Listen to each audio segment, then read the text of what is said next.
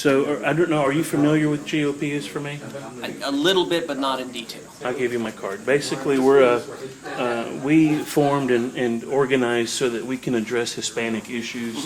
And we, our purpose is to educate the Hispanic community and to recruit and to draw that community to the Republican Party. Fantastic.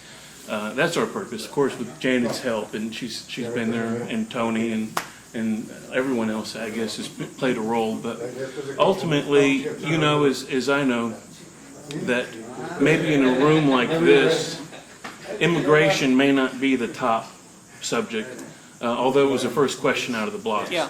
Most people say it's the economy. Which do you think is the most important issue to deal with first?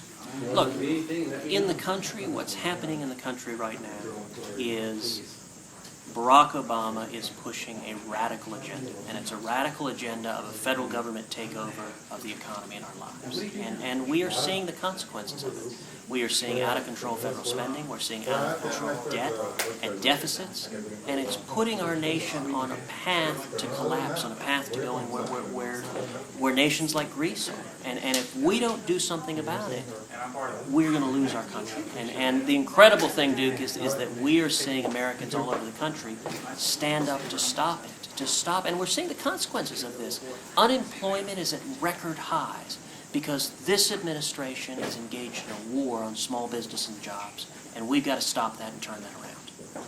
So are you saying it's economy or immigration? Look, I think people are concerned about both, and I think they're right to be concerned about both. There is a crisis being driven by the federal government taking over the economy and destroying jobs, but it is equally true that people are concerned, and rightly concerned, about our border that is not secure, about immigration that is uncontrolled, and that is not consistent with rule of law, and it is not the right policy, and we need to address both.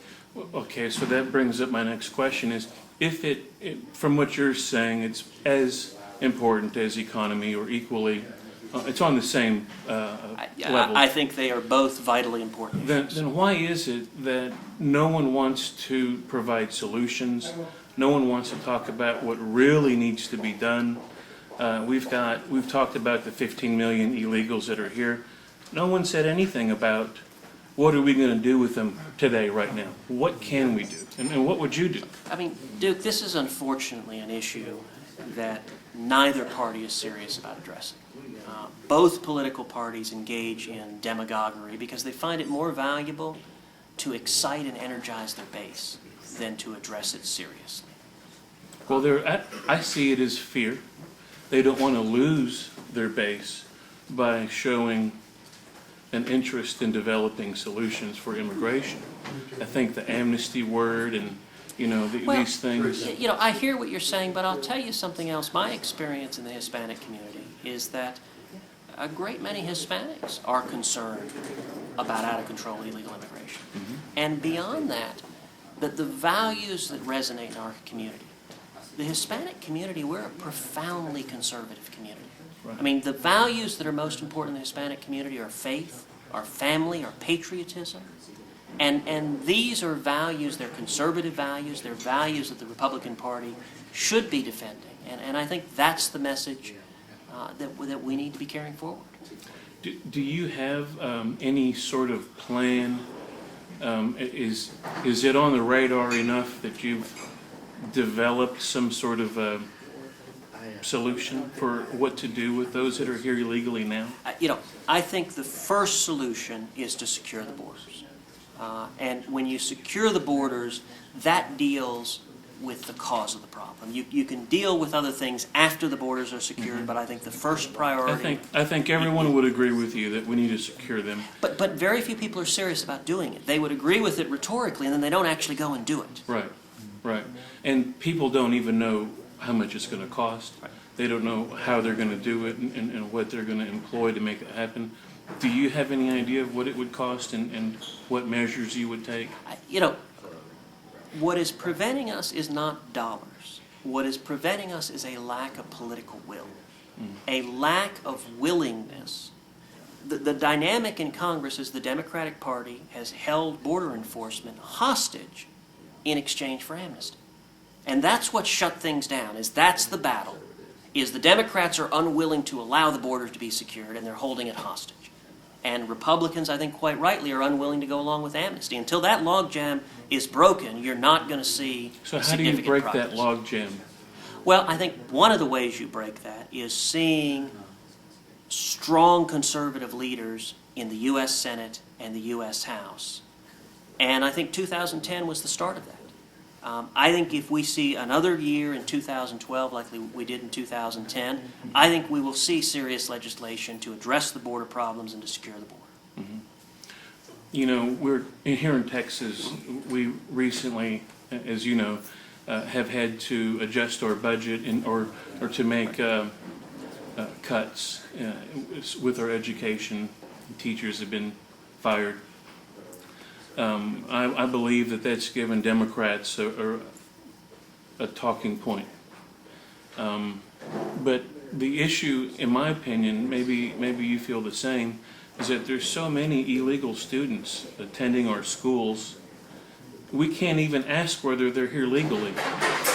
How can we shortchange our own citizens? You see, how do we solve these problems? Look, all of the problems that come, whether it's education, whether it's health care, whether it's incarceration for those that don't follow the law when they get here, all of those problems can be solved fundamentally by securing the border. You know, to use an analogy, if a boat is sinking, you don't start by bailing the water, you seal the hole. And until we secure the border, and I approach it, Duke, most of my professional career has been in law enforcement. I approach it from the perspective of someone in law enforcement, that in a post 9/11 world, it doesn't make any sense that we don't know the criminal backgrounds and who it is that's coming into this country. I agree with you. I'm not denying anything that, I mean, I don't object to anything you're saying as far as the border. But once you secure the border, you have everyone trapped in this limbo state. All these illegals, these 15 plus million that we're talking about. How do we go from a process of having them here illegally to documentation, or is there such thing as a pathway to citizenship? I do not support a pathway to citizenship because I consider that to be amnesty. I think breaking the law to come in should not be rewarded with citizenship. But I also think the situation of those who are here already is not going to be addressed politically until we secure the border. That has to be the first priority. That is an interesting position, I think, because so many people, I'll take myself, I'm fifth generation Texan, but I know people, and there's a lot of illegals living among us, good, hardworking, honest Christians who, yes, broke the law. And as everyone here said, they came here to support their families at some point or another. Even your father, as you said, came here. I'm sure he came legally. He did.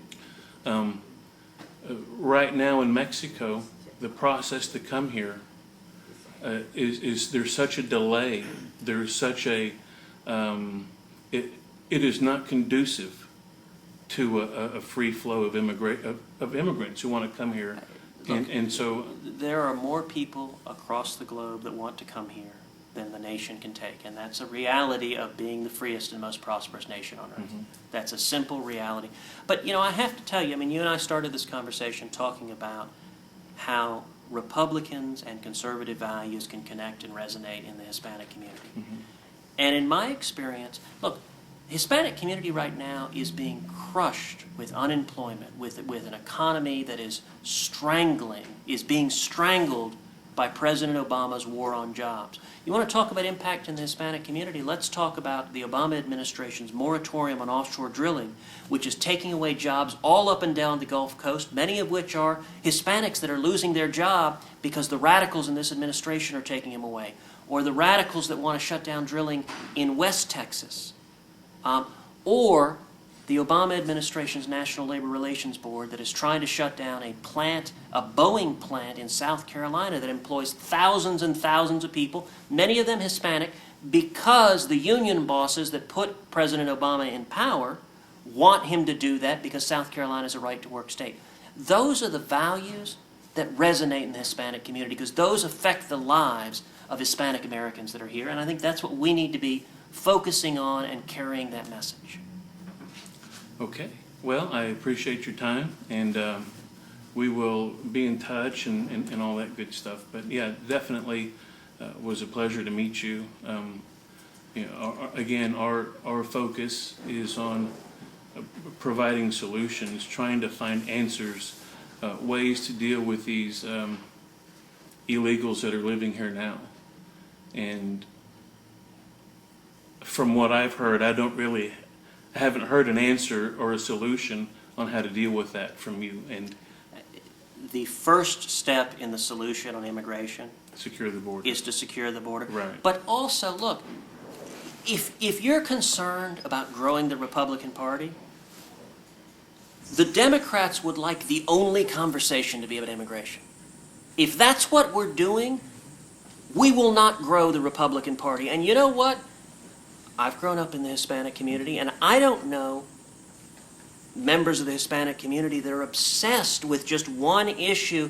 I mean, if you take issue after issue after issue, take the issue of faith. Mm-hmm. Faith is incredibly important in our community. This administration has not stood to defend religious liberty. It has stood against religious liberty. Mm-hmm. You take the issue of life. The Hispanic community is powerfully pro-life. The Obama administration is the most radically pro-abortion administration that has ever been in the White House. You take the issue of marriage. Our community is profoundly pro-marriage and pro-traditional marriage. There has never been a stronger proponent of gay marriage than the Obama administration. Every one of those values are in enormous tension with the values in the Hispanic community. Or let's take, even more broadly, let's take patriotism. As you know well, Duke, the Hispanic community is an incredibly patriotic community. The rate of military enlistment in the Hispanic community is higher than any demographic in the country. And this administration, constantly, not been a friend of our armed forces, has not stood with our armed forces, has not stood to defend the men and women that are fighting for this country. And let me say most fundamentally, in my view, the most powerful principal theme in the Hispanic community is the American dream. That so many of us and our parents and grandparents came to America seeking the freedom to work and build a business and achieve whatever our hopes and abilities can take us to do. And when the government takes over the economy, when the government takes over our lives, what is lost is that freedom to work towards the American dream. Duke, as you know, my father came to this country in 1957. He was 18 years old. He didn't speak a word of English. He worked as a dishwasher making 50 cents an hour, and yet he paid his way through the University of Texas. He got a job. He started a business. He built a business. He educated his family. That is an extraordinary journey, and what's so incredible about it is it's so commonplace. It is the American story, and what the Obama administration is doing is putting roadblocks in the way of members of the Hispanic community working towards that American dream. And those are the values we should be fighting to protect and defend every day. Okay. Well, I totally get the idea of uniting on certain values, and you know, we all share those values, and we do want to grow the Republican Party. The one thing that separates our party from the Democrat Party, if you've seen our platform, is the language in immigration, regarding immigration.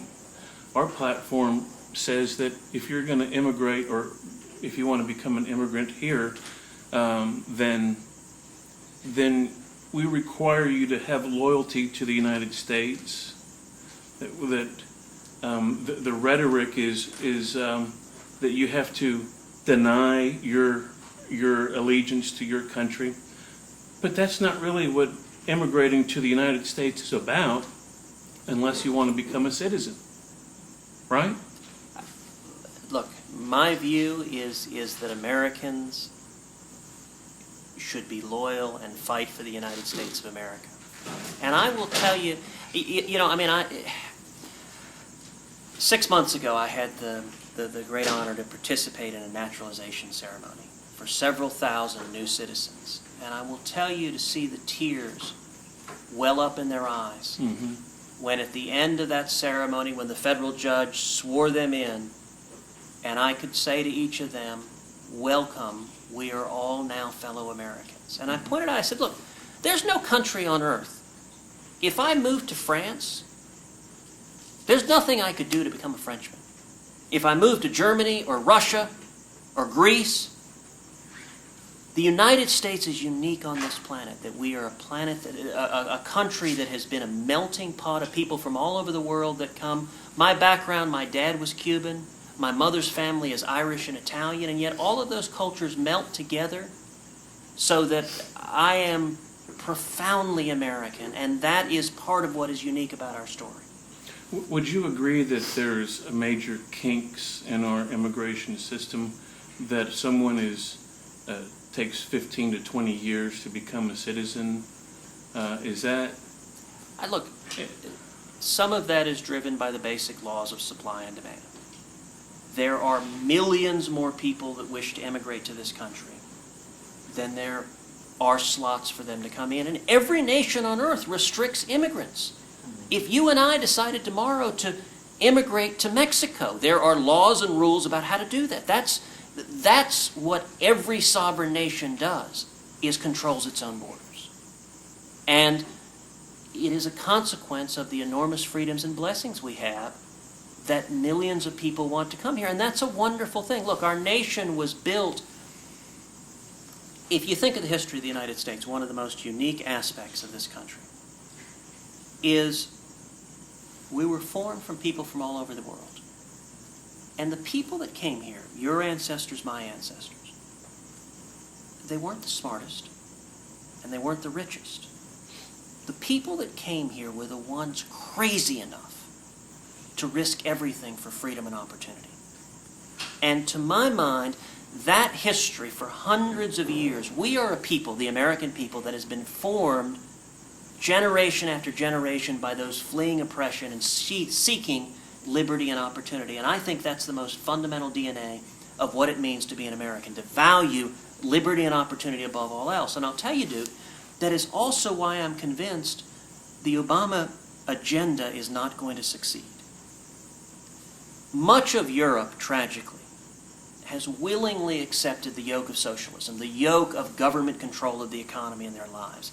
And the Obama administration is truly befuddled that the American people are not celebrating the explosion of government spending and control over the economy. And the reason is that the American people value freedom and opportunity. And I think that immigrant heritage is the core of what makes us so exceptional. But we need to continue to fight for freedom and opportunity. One last question, and then I'll let you get back to your evening. Well, you don't have much left, but the 14th Amendment was brought up in here to every candidate, and not one of them responded actually to it. There's people that want, and in fact, it's on our Republican Party platform, that they want us to look at and reassess whether or not we should allow birthright citizenship. Give me your thoughts on that. Look, I have spent my professional career defending the Constitution. I served 5.5 years as the Solicitor General of Texas, the chief lawyer for the state of Texas in front of the U.S. Supreme Court, and I've repeatedly defended the Constitution. The 14th Amendment provides for birthright citizenship. I've looked at the legal arguments against it, and I will tell you, as a Supreme Court litigator, those arguments are not very good. As much as someone may dislike the policy of birthright citizenship, it's in the U.S. Constitution. And I don't like it when federal judges set aside the Constitution because their policy preferences are different. And so my view, I think it's a mistake for conservatives to be focusing on trying to fight what the Constitution says on birthright citizenship.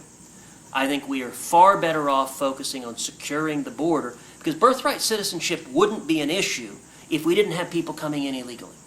The way to prevent that is to secure the border now so that people are not coming in contrary to law. It's just a matter of how are we going to do that? That's what everyone wants to know. How are we going to do it? Well, and what it is going to take is principled conservative leaders standing up to get it done. Right now, the Democrats in Congress are stopping any serious efforts to secure the border. I mean, you looked at Barack Obama, who came down to the border and joked, "The border is secure, what else do you want? Alligators and a moat?" I mean, he made a joke of it because he has no intention of securing the border. And in a post-9/11 world, that's utter madness. It's dangerous. It is dangerous. Well, again, I really appreciate you for answering those really tough questions, but I'm glad you did. No one else really seems to want to get into that discussion. Of course, you know, we think it's critical to whether or not we're able to bring people to the party based on what our rhetoric is. So I appreciate you. It was a pleasure meeting you. Thanks a lot, dude. Really, Likewise. really. Thank you.